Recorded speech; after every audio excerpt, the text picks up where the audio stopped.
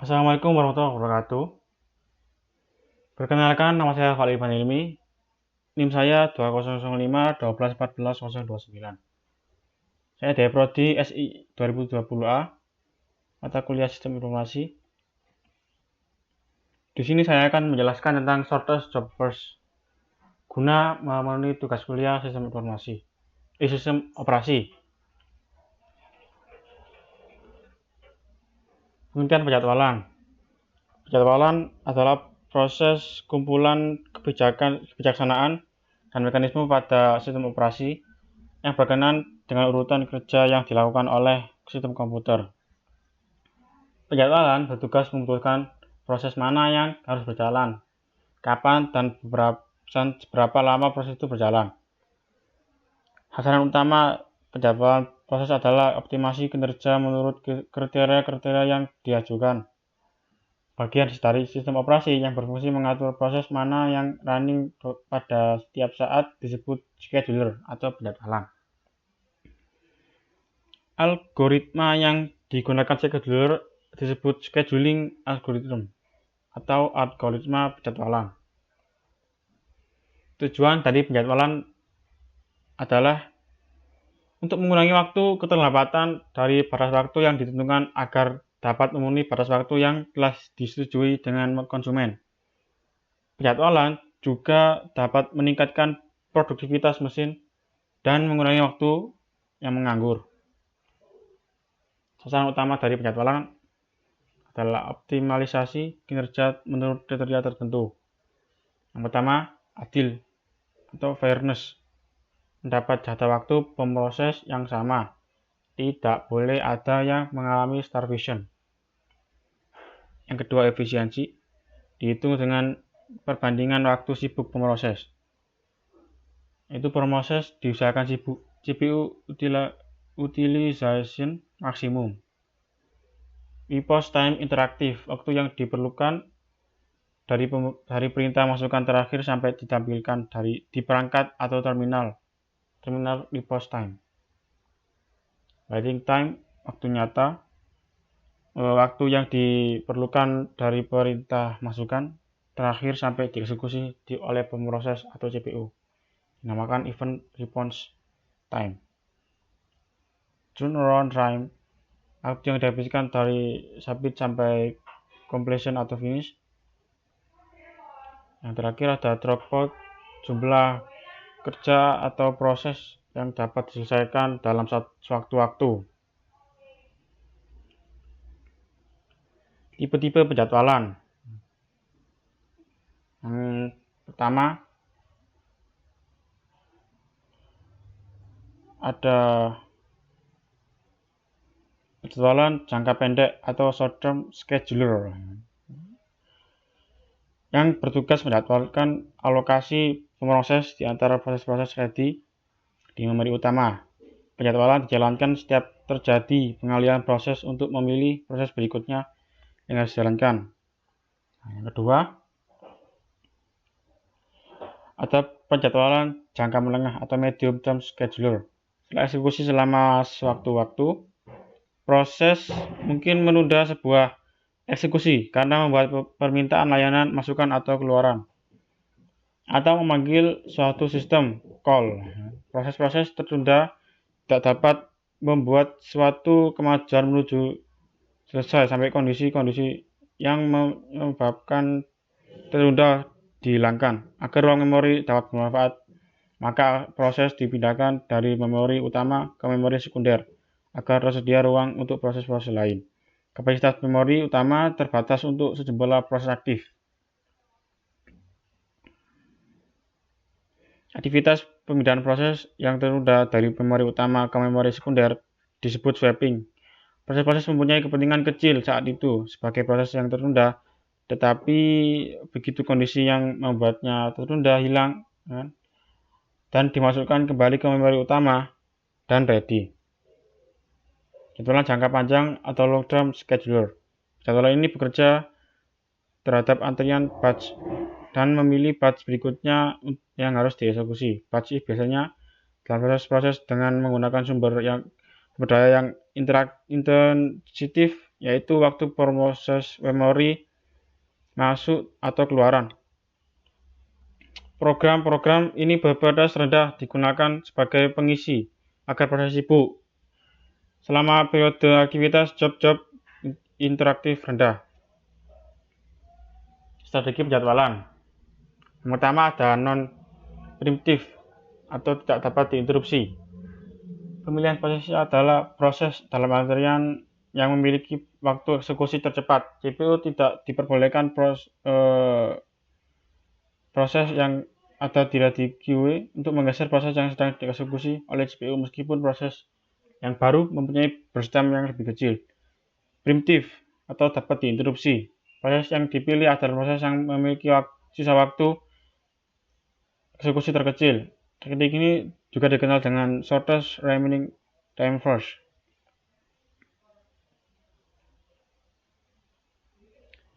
Ini ada perbedaan primitif dan non-primitif. Perbedaan mendasarnya antara penjadwalan primitif dan non-primitif adalah bahwa dalam penjadwalan primitif CPU dialokasikan ke proses dan untuk waktu yang terbatas, sementara dalam penjadwalan non-primitif CPU dialokasikan untuk proses sampai ia berakhir atau beralih ke status menunggu. Yang kedua, proses eksekusi dalam penjadwalan primitif terputus di tengah eksekusi, sedangkan proses eksekusi dalam penjadwalan non-primitif tidak terputus di tengah eksekusi. Penjadwalan primitif memiliki overhead untuk mengalihkan proses dari status siap ke status sedang. Visayat dan mempertahankan antrian siap. Di sisi lain, penjadwalan non-primitif tak memiliki overhead untuk mengalihkan proses dari menjalankan status sedang ke status siap. Yang keempat, ada penjadwalan primitif. Dalam penjadwalan primitif, jika satu proses dengan prioritas tinggi sering tiba dalam antrian siap, maka proses dengan prioritas yang rendah harus menunggu lama dan mungkin harus kelaparan. Di sisi lain, dalam penjadwalan non-primitif, jika CPU dialokasikan untuk proses dengan waktu burst time yang besar, maka proses dan waktu yang burst yang lebih kecil mungkin harus kelaparan. Nah, ini yang kelima, penjadwalan primitif cukup fleksibel karena proses kritis diperbolehkan untuk mengakses CPU ketika mereka tiba di antrian siap. Tidak peduli proses apa yang sedang dieksekusi saat ini, penjadwalan non-primitif adalah kaku karena bahkan jika proses kritis memasuki antrian siap, proses yang menjalankan CPU tidak terganggu. Yang terakhir, penjadwalan primitif adalah asosiatif biaya karena harus menjaga integritas data bersama yang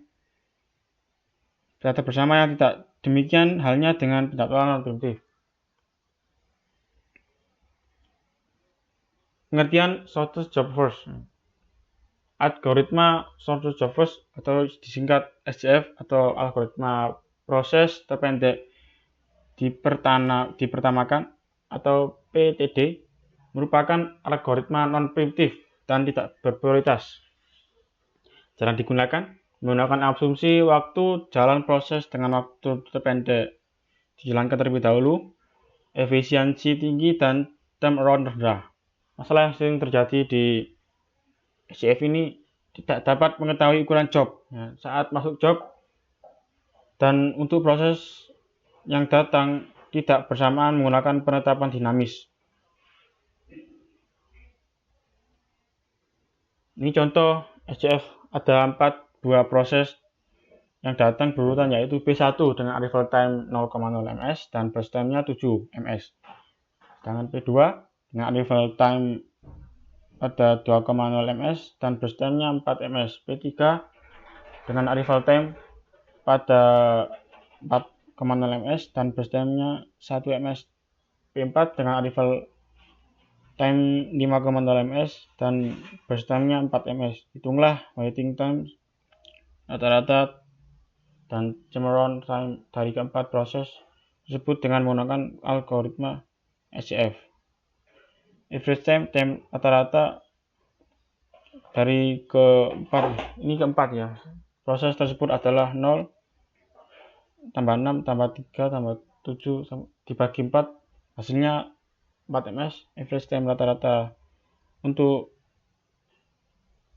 keempat nih, proses tersebut adalah sebesar 9 tambah 1 tambah 0 tambah 2 dibagi 4 sama dengan 3 ms.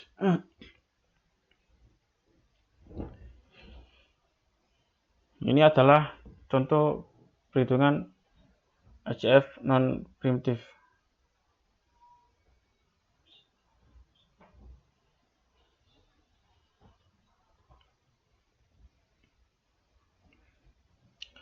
Ini prosesnya ada 4 proses ya, P1, P2, P3, P4.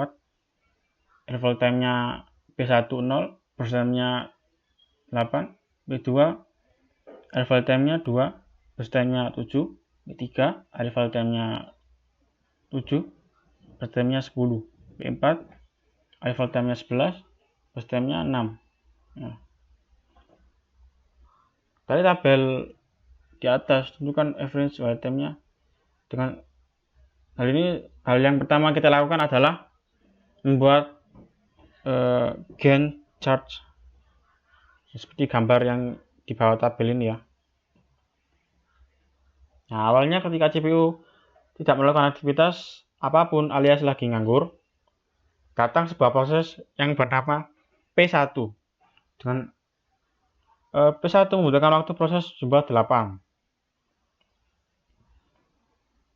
Namun baru berjalan jumlah 2, tiba-tiba P2 minta untuk diproses, tapi hal ini tidak diizinkan oleh CPU karena dalam proses SCF dikerjakan hingga selesai terlebih dahulu baru ganti ke proses berikutnya.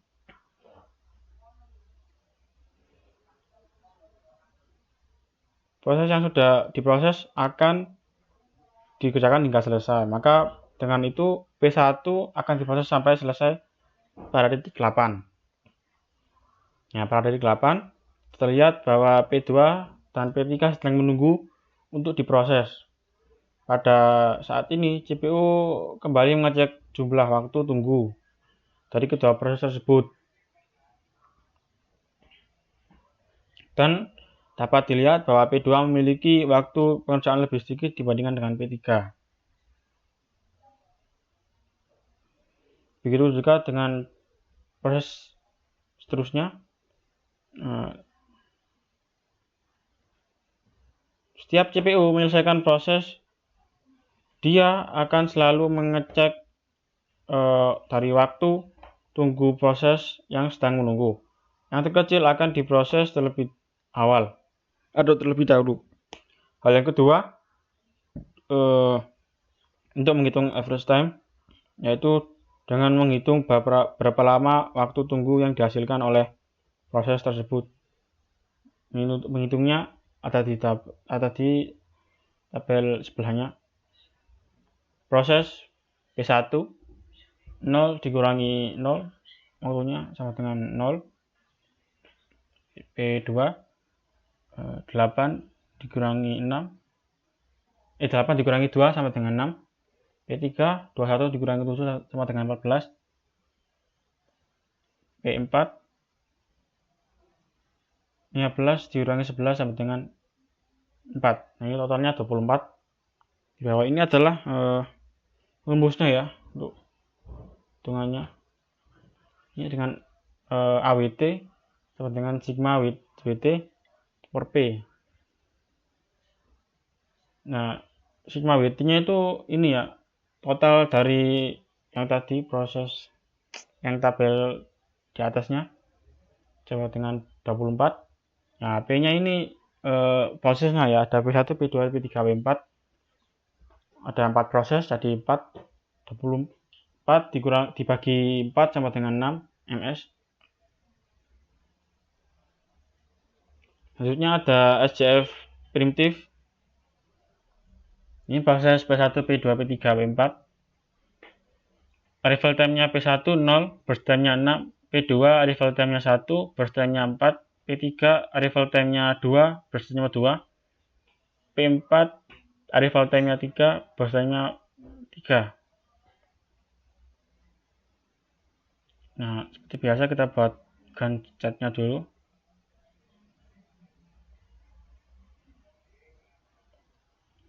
Ini saya jelaskan, pada T sama dengan 0 ms P1 tiba. Ini satu-satunya proses hingga CPU mulai mengeksekusinya. Pada saat T sama dengan 1 ms P2 telah tiba. Saat ini P1 memiliki sisa waktu 5 ms, P2 memiliki 4 ms, dan sehingga P2 lebih pendek, maka P1 didahului dan proses P2 mulai dijalankan. Pada saat T sama dengan 2 ms, proses P3 telah tiba. Saat ini P1 memiliki sisa waktu 5 ms, P2 3 ms, P3 2 ms. Karena P3 memiliki burst time yang lebih sedikit, maka P3 dijalankan. Pada T sama dengan 3 ms, P4 datang. Pada saat ini P1 memiliki sisa waktu 5 ms, P2 3 ms, P3 1 ms, P4 3 ms. Karena P4 tidak memiliki waktu burst time yang singkat, maka P2 terus dieksekusi. Pada saat T sama dengan 4 ms, P3 selesai. Sekarang tugas yang selesai adalah P1 5 ms, P2 3 ms, P4 3 ms. Karena P2 dan P4 memiliki waktu yang sama, maka tugas yang datang lebih dahulu akan dieksekusi terlebih dahulu. Nah, jadi P2 dieksekusi terlebih dahulu ketimbang P4. Pada saat T sama dengan 7 ms, P4 jalankan selama 3 ms. Yang terakhir pada saat T sama dengan 10 ms, P1 dijalankan sampai selesai.